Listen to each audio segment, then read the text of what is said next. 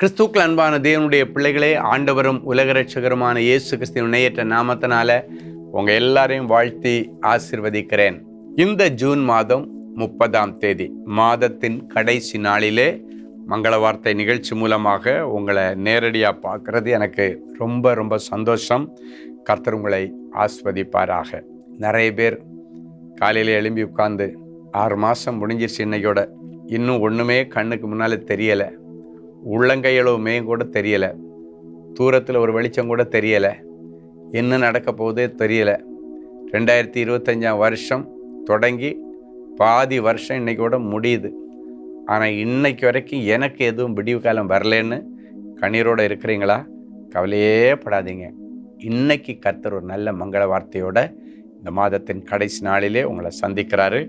எடுத்து வாசிங்க. யோபுவின் புஸ்தகம் 42ஆம் அதிகாரம் 10வது வசனம் இப்படியாய் சொல்கிறது: யோபு தன் சிநேகிதருக்காக வேண்டுதல் செய்தபோது கர்த்தர் அவன் சிறையிருப்பை மாற்றினார். இந்த மாதத்தின் கடைசி நாளிலே கர்த்தர் உங்க எல்லாருடைய சிறையிருப்பை திருப்பி யோபுவுக்கு ஒரு புதிய அத்தியாயத்தை தொடங்கி வைத்தது மாதிரி உங்க வாழ்க்கையிலும் நாளைக்கு, அப்படின்னா ஜூலை மாதம் 1ஆம் தேதி, ஒரு அத்தியாயத்தை கர்த்தர் புதுசாக தொடங்கி வைக்க போகிறார். இந்த யோபனுடைய வாழ்க்கையில எப்போ அந்த பழைய உபத்திரவத்தின் அத்தியாயம் முடிஞ்சதுன்னா, அவன் தன் சிநேகிதருக்காக வேண்டுதல் பண்றான். தன்னை கிண்டல் பண்ண நக்கல் பண்ணின சிநேகிதர்களுக்கு, ஒரு காலத்தில் அவன் ஃப்ரெண்டு தான், ஆனால் கடைசி அவன் நிலைமையை பார்த்து எல்லாரும் பரிகாசம் பண்ணுறாங்க, நக்கல் பண்ணுறாங்க, கொஞ்சம் ஆதரவு சொல்கிறான். ஆனால் மறுபக்கத்தில் ஏன் உனக்கு இதெல்லாம் வந்துச்சு, எப்படி வந்துச்சு, தேவையில்லாத கேள்விகள்.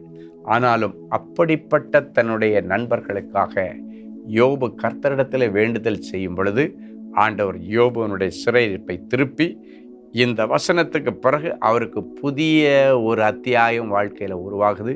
இழந்து போன எல்லாமே இரட்டத்தனையாக கிடைக்குது. அவருக்கு ஆரோக்கியம் வந்துருச்சு, பலன் வந்துருச்சு, ஒரு துளிர்விடும் காலம் தொடங்குது.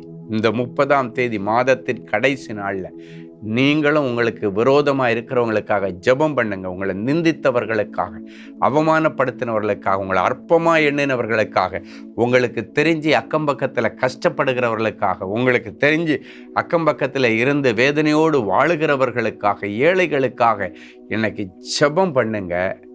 கர்த்தர் உங்களுடைய எல்லா சிறையிருப்பை திருப்பி நாளைக்கு காலையில் காரியம் மாறுதலாக முடியும். துளிர்விடும் காலம் 1ஆம் தேதி உங்களுக்கு தொடங்க போகுது.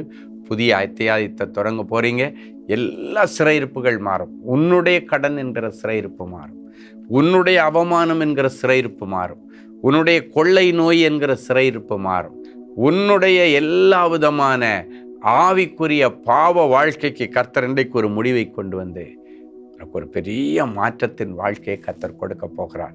எனவே இன்னைக்கு இந்த கடைசி நாளில், இந்த மாதத்தின் கடைசி நாளில், ஆண்டவரே என் வாழ்க்கையில் இதுவரைக்கும் கர்த்தர் என்னை உயிரோடு வச்சிருக்கிறீங்க. எவ்வளோ சோதனை வந்துச்சுப்பா, யோபுவ மாதிரி நிறைய சோதனை, யோபுவ மாதிரி இல்லைன்னா, அதுக்கு ஈக்குவலாக இல்லைன்னாலும் ஏதோ அவனுக்கு சோதனை கொடுத்த மாதிரி கொஞ்சம் கொஞ்சம் சோதனையாவது எனக்கு வந்தது.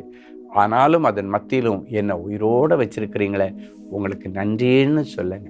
ஆண்டவரே, இந்த சூழ்நிலையிலே நான் இன்னைக்கும் வாழ்கிறேனே, நான் இன்னைக்கும் பிழைச்சிருக்கிறேன்னு உமக்கு நன்றி. ஆண்டவரே, ஒரு வாடகை வீட்லையாவது என்னை வச்சிருக்கிறீங்களோ உமக்கு நன்றி அப்படின்னு சொல்லி பாருங்க. கர்த்தர் 1ஆம் தேதி ஜூலை மாதம் நாளையிலிருந்து எப்படி யோபுவுக்கு துளிர்விடும் காலம் ஆரம்பிச்சதோ அதே போல் உங்களுக்கும் ஒரு புதிய அத்தியாயத்தை ஏற்படுத்தி உங்கள் பெயரை கர்த்தர் பெருமைப்படுத்துவார். இழந்து போன எல்லாவற்றையும் பல மடங்காக கர்த்தர் திருப்பி தருவார். ஒரு நல்ல சாட்சியை கேட்கலாமா? Sister Ajitha Robert. கர்த்தருடைய பரிசுத்த நாமத்திற்கு மகிமை உண்டாவதாக. எனக்கு இடது பக்க வயிற்றின் கீழ்ப்பகுதியில் பயங்கரமான வலி சுமார் 2 வருடங்களாக இருந்து கொண்டு வந்தது. பல மருத்துவர்களிடம் போய் பல மருந்துகளை சாப்பிட்டும் சரியாகவில்லை. இந்த சூழ்நிலையில் ஒரு நாள் திடீரென்று வலி மிகவும் அதிகமாக ஏற்பட்டு விட்டது. அந்த வலியுடன் அன்று இரவு செல்போன் வழியாக சகோதரர் ஸ்டீஃபன் அவர்கள் வழங்கிய தேவ செய்தியை கேட்டு அவர்களுடன் இணைந்து ஜெபித்து கொண்டே இருந்தேன். செய்தியின் முடிவில் சகோதரர் அவர்கள் பாரப்பட்டு ஜெபித்தார். என்ன ஆச்சரியம், அந்த நேரத்தில் எனக்கு இருந்த வலி முற்றிலும் மறைந்து போய்விட்டது. அன்று முதல் இன்று நாள் வரைக்கும் அந்த வலி வரவே இல்லை. பாருங்கள், 2 வருஷமாக இருந்த வலி மொபைலில் ஆண்டவர் கொடுத்த அடிமை மூலமாக கொடுத்த தேவ செய்தியை கேட்டுட்டு மொபைலில் தான் கூட நின்று ஜெபிக்கிறாங்க. அந்த நிமிஷமே அந்த வலி 2 வருஷம் எதனால் வந்துச்சு, எவ்வளோ மருந்து சாப்பிட்டோம் குணமாகாத, எவ்வளோ வைத்தியர்களிடத்து போயிட்டு குணமாகாத அந்த வேதனை, அந்த வலி நீங்கி இன்னைக்கு வரைக்கும் அந்த பிரச்சனை தீர்ந்து போயிடுச்சு. இப்போ உங்களுக்காகவும் நான் ஜெபிக்க போகிறேன். இந்த ஜெபத்தோடு இணைஞ்சு நீங்கள் நில்லுங்க. உங்களுக்கும் எல்லா வியாதிகளை மாற்றி ஆண்டவர் தெய்வீக சுகத்தை கொடுத்து புதிய மாதத்திற்குள்ளால் உற்சாகமாய் போக உதவி செய்வார். ஜெபிக்கலாமா? அன்பான ஆண்டவரே, உமக்கு நன்றி. இயேசுவின் நாமத்தினாலே என் பிள்ளைகளை நான் வாழ்த்தி ஆசீர்வதிக்கிறேன்.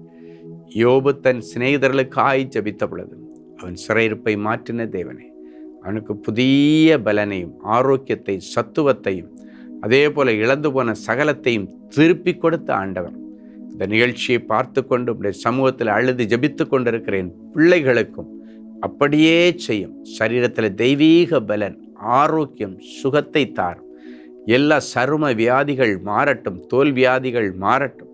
என் பிள்ளைகள் இழந்து போன எல்லாவற்றையும் பல மடங்காக திருப்பி கொடுத்து என் பிள்ளைகளுடைய பெயரை பெருமைப்படுத்தும். என்னுடைய உபத்திர காலம் நீங்கி இனி வசந்த காலம் ஆரம்பிக்கட்டும் சுவாமி. இன்றிலிருந்தே அது ஆரம்பிக்கட்டும். பிதா, குமாரன், பரிசுத்த ஆவியின் பெயராலே நிறைஞ்ச மனசில் ஆசீர்வதிக்கிறேன். கர்த்தர் அற்புதங்களை செய்யும். இப்பொழுதும் இந்த நாள், பிறந்த நாள் மற்றும் திருமண நாளை நினைவு கூறுகிற பிள்ளைகளை ஒரு விசை கண்ணோக்கி பாரும். ஆண்டவருடைய பெரிய கிருபை அந்த பிள்ளைகளோடு கூட தங்கி இருக்கட்டும். நீங்கள் என் ஜனமாயிருப்பீர்கள், நான் உங்கள் தேவனாய் இருப்பேன் என்று சொல்லி இந்த மங்கள வார்த்தையின்படி என் பிள்ளைகளை ஆசீர்வதிக்கிறேன்.